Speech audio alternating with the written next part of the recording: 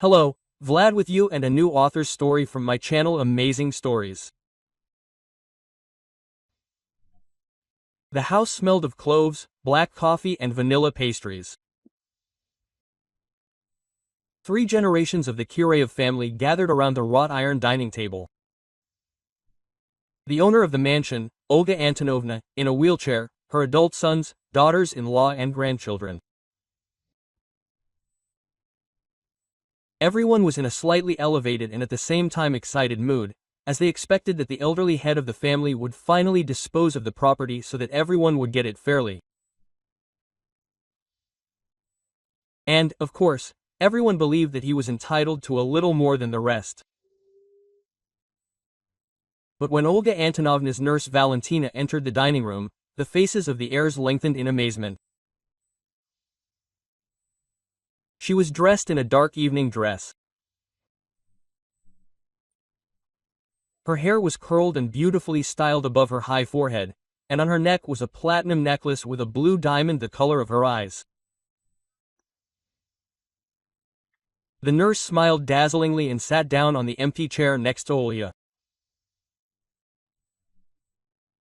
Nothing in this beautiful 40-year-old woman gave away the former prisoner, as she had come to this house only 6 months ago. Only the tattoo on her shoulder, in the form of a flying fairy girl with wings, gave away her turbulent past. "Mom, what's going on?" The eldest son Yura finally broke the silence. "Why did Valia sit at the same table with us? Isn't her place in the kitchen next to the cook?" Quote. Yes, the man supported her. A big-eyed blonde with curvaceous forms. What could we possibly have in common with this prisoner? Valia lowered her head, but Olga Antonovna put her arm around her shoulders and, turning to her daughter-in-law, said, "You're right, Vikasia. You and my nurse have very little in common." Quote, "You all have a long way to go to catch up with her." What? The daughters-in-law Vika, Ina and Anna cried out almost in unison. Quote, "Mom, why are you insulting us?" And the eldest granddaughter Lena, who recently turned 15, giggled. It seems that Granny decided to clean up the snake pit. Quote, "Lena, watch your language. Apologize right now," Victoria whined. But the girl only smiled even more wickedly and settled more comfortably in the window seat. Quote, "And you, Angelinachka, are right," said Olga Antonovna. "I really want to put things in order, but first I will have to tell you the story of our large family. You consider yourselves worthy heirs. So let's figure it out." And the hostess began her story. "I lived a long and very difficult life. I was the eldest child in a large family. Rana learned to do not only all the housework, but also to milk cows, make cottage cheese and sour cream from milk. And this, I tell you, is hard work. After all, everything had to be done by hand, and milking, and carrying heavy milk pails, and whipping cream. Once I was carrying milk home from the evening milking, but I tripped, fell and spilled everything I had milked on the ground. My father then yelled at me loudly, saying, 'You're going, counting crows,' and hit me hard on the cheek. After that, I swore to myself that I would grow up and leave this hateful village. I will work for myself, and I will never get married, and I will never have children." Silence fell in the dining room. Even the guests stopped living because of it. Anyway, I held out until I graduated from school and told my parents that I wanted to go to the city. Oh, what happened then? They called me all sorts of names, painted all sorts of terrible prospects. And they also reproached me for wanting to leave my family in a difficult situation. After all, my mother was pregnant again. Anyway, my father hid my things under lock and key and said that he would rather beat me than let me go to the city. I cried all night, and in the morning I fed the cow, strained the milk, and took it to the cellar. And then I look, my middle sisters, the twins, my father's favorites, are trying on new clothes. Such beautiful summer dresses with polka dots. I could only dream of such things. After all, I spent my whole life in the neighbors' rags, and they bought a new one. Although they didn't help with the housework at all, they were about the same age as me when I was first put under the cow. I looked at them, washed my hands, and went through the vegetable garden to the station. That's how I got to the city as a stowaway. Well, and there I stuck my nose into one place, and they wouldn't take me anywhere without documents. Of course, I was pushed around a lot until I found my first job. They hired me as a janitor at the police station. The salary was tiny, but they let me live in a dormitory. Then the boss called me in and told me to take a photo. He didn't make a real passport with a crust, and not the paper that was usually issued in the village. That's how I became a full-fledged citizen. The police treated me well, helped me with dry rations and brought some things, especially the head of the children's department. And then one day they called me and said, "Listen, Olya, do you want to help your country?" I say, "Of course I do, but what should I do?" They say they need to expose a bribe taker. Anyway, they got me a job as a housekeeper for this official. Well, floors, dishes, laundry. Sometimes I had to sit with the baby for a short time though. And on the way they said, listen carefully to his phone conversations, and then write them down in a notebook. Note the guests, who comes, how often. I worked like that for about 4 months. As I later found out, it was called undercover. And they caught my official there red-handed. And I felt so sorry for him then. After all, he personally did nothing bad to me. And his wife was not an evil woman, she pitied me, an orphan. Well, after this assignment, they wrote me a certificate for helping to solve a crime. They gave me a referral to the Ministry of Internal Affairs Technical School, to the Faculty of Jurisprudence, and I entered. When I graduated, I returned to the department already as a legal assistant, and then the criminologists began to invite me more and more often, saying, "You are small, inconspicuous, no one will accept you as a cop, help."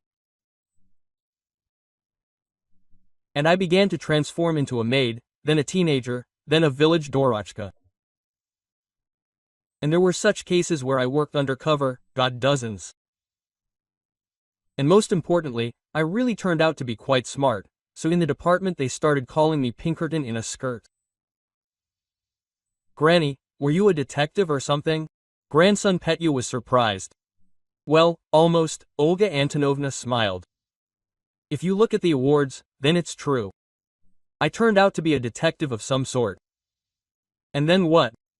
Granddaughter Lena asked impatiently.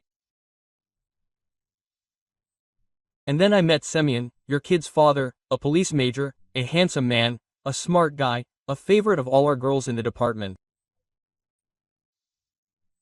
And you see, they put me as his partner.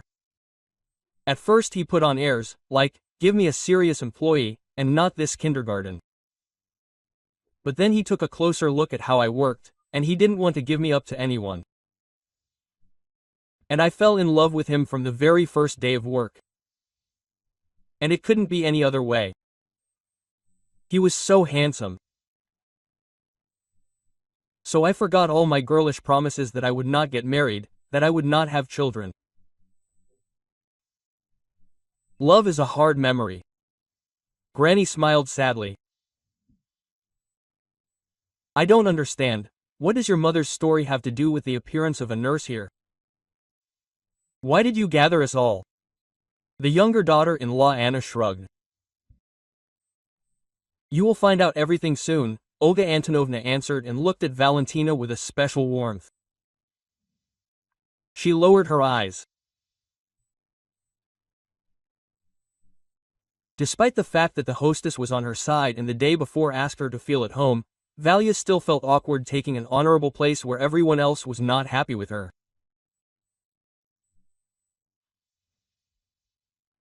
Valentina lived her entire childhood in the village. Her mother died during childbirth. Her father, as far as the girl could remember, drank and was rowdy. She had older brothers and sisters, but they were not the youngest at home. Once, her father got drunk and fell asleep in bed with a lit cigarette, and in the middle of the night a fire started. The children, in whatever clothes they had, ran out of the house, and her father was still dead. Valia was very scared then, she even started stuttering. But then she was taken to an orphanage, and she even sighed with relief. At least they fed her normal food and put her to bed in a clean bed, and not like at home, with mattresses shiny with dirt. Valia even began to study better and wanted to get a profession in order to earn good money. After the orphanage, her older brothers and sisters promised not to abandon her, but they themselves flew off in all directions. They didn't even remember. So after the boarding school, the girl ended up in a dormitory of a textile school, where almost all the graduates of the orphanage were sent to study. Her roommate turned out to be a feisty and rather troublesome girl named Kasiusha. She was the one who talked Valia into earning extra money after classes as a small-time painter. At first, Valia was afraid, and did not want to take the path of crime. But when she saw how much she could buy with this money, all doubts disappeared. In addition, the girl turned out to have a real criminal talent. She easily pulled wallets out of pockets, and no one even noticed. Valia got a taste for it, eventually dropped out of school and began to make money on her own. Moreover, she decided that it would be best to tour, well, that is, not to stay anywhere for a long time, so that it would be harder for a detective to track her down. Olga Antonovna's sons and daughters-in-law looked at Valentina with undisguised malice. Since their mother became seriously ill, they began counting the days until her imminent death in order to divide all the property. But then they had to count not days, but weeks, then months. Olga did not recover and did not intend to go to the next world either. She continued to manage the affairs of the private law firm, which she created together with her husband, who rose to the rank of colonel and died 2 years ago. She participated in video conferences with colleagues and personally called clients. All 3 sons, at the insistence of their parents, graduated from law school. But only the eldest followed in his parents' footsteps and worked in the family company as a lawyer. The middle Pavel unexpectedly discovered supernatural abilities in himself and began to receive clients at home, dreaming of opening his own astrological center. The youngest Talik showed no interest in anything at all, except for football, which he had been playing since childhood in a well-known sports club. Of course, Vika, Yuri's wife, believed that the firm should go into the hands of her lawyer husband. But the wives of the other 2 Kirayevs also laid claim to equal shares of the company's income. In their opinion, it would be family-related. Daughters-in-law often forced their husbands to visit their mother and hint at a division. But as soon as they got together, a scandal began almost immediately. Quote, "Why do you still dream of grabbing your piece of the pie?" Victoria whispered to her relatives. "And what do you have to do with it? At least lift a finger for the common cause. And what have you done for the company?" Her younger daughters-in-law pounced on her. "You're sitting on your husband's neck, and by the way, we work. And I'm not just sitting there. I have 3 children. Even more," Vika got worked up. "And you've given birth to one and are pretending to be diligent mothers. It's hard to be in my shoes." "Vic, calm down. Don't waste your nerves on stupid women with chicken brains," Yura muttered in her ear. "We'll get the company anyway." "Who else? How would you know? You can expect anything from your mother. She'll just go and sell it, and the money will be stupidly divided equally. And what then? You'll have neither the company nor the job. Olga Antonovna was terribly tired of these squabbles. She always tried to calm down those daughters-in-law and sons who fiercely stood up for their show. But with each subsequent visit of the greedy relatives, the ugly, tiresome scenes were repeated. When the elderly woman finally lost the ability to walk, the daughters-in-law found a reason to quarrel in this too. The eldest and middle ones believed that the youngest daughter-in-law should take care of her mother-in-law, but she was indignant. Do you want me to become a nurse at the very start of my career? This will not do. My boss just started offering me a position. The middle one also started yelling. And do you want Vika and me to get involved? Yes. She is a mother of many children, and I am not a girl anymore. I do not have the strength to take care of the sick. So they argued and quarreled until Olga Antonovna begged. Girls, I beg you, don't quarrel. You are relatives. How much longer can this go on? Don't worry. I'll hire a nurse myself, and you go about your business. The women shrugged, snorted, and went home. And Olga began to look through the ads of bedridden care agencies. Having selected several candidates, she made an appointment with them. Valia was the last to arrive, and Olga immediately paid special attention to her. She was no longer a young woman, but had a confident look and a distinctive tattoo on her shoulder. Seeing the tattoo, Olga Antonovna asked, "Sat?" The woman nodded, quote, "A touring performer?" The hostess asked again, "Really? How do you know about tattoos?" The candidate was surprised. "I worked as a criminologist," the elderly woman answered briefly and looked at the guest with interest. "So what, have you decided to quit?" "Well, yes, I don't want to go to the zone anymore. I didn't like it there." "Yeah, it's an unpleasant place." Quote, "How did you get caught? You're on tour, aren't you?" Olga asked, nodding at the tattoo of a girl with wings. Out of stupidity, she shrugged. But to be honest, out of love. She married a traffic cop. Even then, I thought, it's time to quit, but with a husband like that, I won't be able to tour. We lived well together. I even looked after his sick mother for a long time. So she practically kissed my hands, saying all the time, "Valechka, I'll sign over the apartment to you, just don't abandon my son." But the blood died in the offspring, and my husband started drinking. I tried to reason with him, but it was all in vain. He sank completely. He lost his job in the authorities, and we began to live in poverty. Well, I got money the old way, and on the second day they arrested me. Yes, it wasn't easy for you, Olga Antonovna shook her head. And why did you decide to go to jail? Do you think you can handle it? Well, I'm telling you, I looked after my mother-in-law. So I have experience, and even gratitude from her. She did sign over the apartment to me. My husband and I dream of having at least one child. But it's not too late. He quit drinking as soon as I was put in jail. He found another job and got me released on parole. That's it. The very next day, Valia went to work. To Olya's surprise, she really turned out to be very agile, strong and neat. On her very first shift, she arranged a bath day for her charge, changed her into clean clothes, remade the bed and tidied up the bedroom. Then she said that Olga needed a wheelchair. It's not good to lie in bed all the time. And with a wheelchair, you can take her for a walk, and you'll be able to move around the house. Quote, Well, Olga Antonovna said thoughtfully.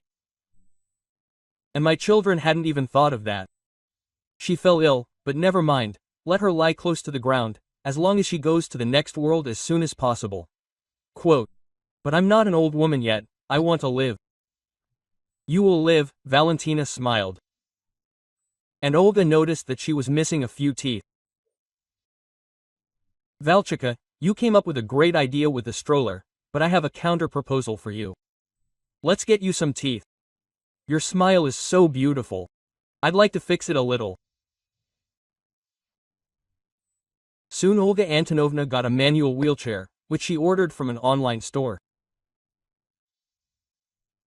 The children winced at the sight of the stroller. Mom, why such an expense? The sons were perplexed.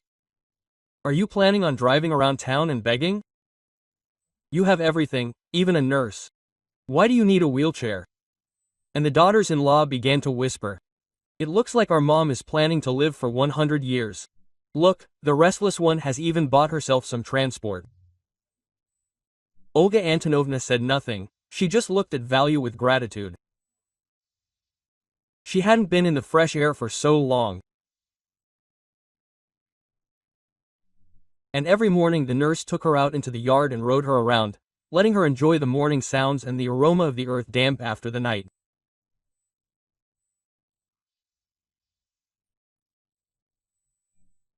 But her relatives couldn't understand how important it was for a sick person to get out of bed at least sometimes to feel alive.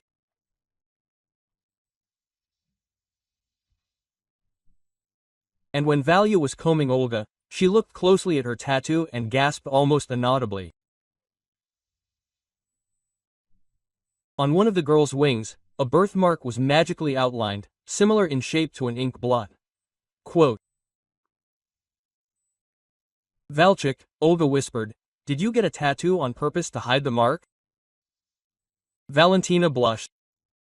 Well, yes, very unattractive, as if the dirt hadn't been washed off. Olga Antonovna lifted her hair on the back of her head and said, come on, look what I have there. Valentina looked through her hair and whistled. Oh, my God, do you have the same? Yes, Valyushka, we all have birthmarks like that. Some on their hands, some somewhere else. Your maiden name, the surname is not Chuikova by any chance. Yes, sir, Chuikova, Valya muttered in amazement. Olga looked closely into her eyes. Well, that's right. There was something in them that reminded her of her mother's eyes, about whom she only knew that she died from late childbirth, and after that her father became an alcoholic. Quote, and do you remember your mother, Val? She asked. No, Olga Antonovna, she died when she was giving birth to me. It turns out, Valyushenka, you are my youngest sister, so I am not Olga Antonovna to you, just Olya, Kuriva said in a trembling voice. That evening they could not stop talking. Olga told how she lived in her parents' house, how she then ran away and started working in the city. And Valya listened to her older sister's story and cried. Quote, that's what they were like. They only cared about themselves, she said about her brothers and sisters. They promised to help me, but they did. They didn't even promise me, Olga chuckled. They just waited for me to serve everyone, while my mother clutched her stomach and groaned. I hope they found their place in life. I don't wish them any harm. My sons also grew up unfriendly. It seemed like they had everything. My husband and I worked hard from morning till night, we didn't spare money for their upbringing. But look at them, they are so different and so worthless. I know everything about their lives. They only pretend to be decent, but in reality they live as they please. Sons run after mistresses, and daughters-in-law cheat on them in return. How can you live like that? But they have children, what will they teach them? When they get together, they always start scandals. I don't know how to bring them to their senses. Maybe I should disinherit them. But wouldn't that be too cruel? Should they have children? And you, set conditions for them not to receive any inheritance until they cope. And what kind of government did they leave without walks in our colony? Well, this is not a colony. But I like your idea. Perhaps I will do so. Let's gather everyone together, and I will finally introduce you as my sister and potential heir. Olya, don't. What kind of heir would I be? I've been listed as a relative for less than a year. Please, I don't need this. But Olga Antonovna had already made her decision. On the appointed day, the relatives gathered in the mansion in the hope that the mistress would read them the preliminary text of the will, as is sometimes done in some families. But for some reason she invited this tongue to the common table. She herself began to tell her biography. The guests, and especially the daughters-in-law, were not a year old. Quote, "So, my dears," said Olga Antonovna, looking at everyone. "In addition to the fact that Valia has done much more for me than all of you put together, she is also my sister. She was born when I was already 25, and at that time I worked in the police." A stifled sigh swept through the dining room. The eldest daughter-in-law could not contain her emotions. Just think.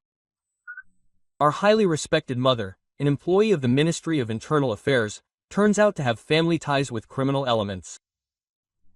"Yes, this is at least surprising," her husband muttered. "And what, are you going to include Aunt Valia in the will?" "And did I say anything about a will? I feel pretty well." And thanks to Valyusha's efforts, Olya gave her hand to her new sister, and Tagla helped her stand up. "I've gotten back on my feet, so I can easily run the family company for a few more years. And you, my dears, look for your own ways to make money. And you know, if I bequeath the company to anyone, it will only be to my grandchildren, provided that they get a specialized education and live in harmony." The eldest granddaughter suddenly burst out laughing. "Oh, Grandma, I can't. Look how you've lined them up. They've all turned red, like the underclassmen at a Episcopal council." Then she ran up to Olga Antonovna and hugged her tightly. "I'm glad you're walking again. Does that mean you'll be able to come to my graduation and to my competitions?" Petya added, also hugging his granny. The younger grandchildren didn't understand what was happening, but looking at the older ones, they also swarmed around their granny. Olga Antonovna burst into tears. "This little felt bald spot is what's called happiness. May you have such good grandchildren." "Oh, I would have to carry my first child first," she whispered, stroking her belly. "We thought that nothing would work out. Everything will work out, and you will be the best mother. I know it for sure."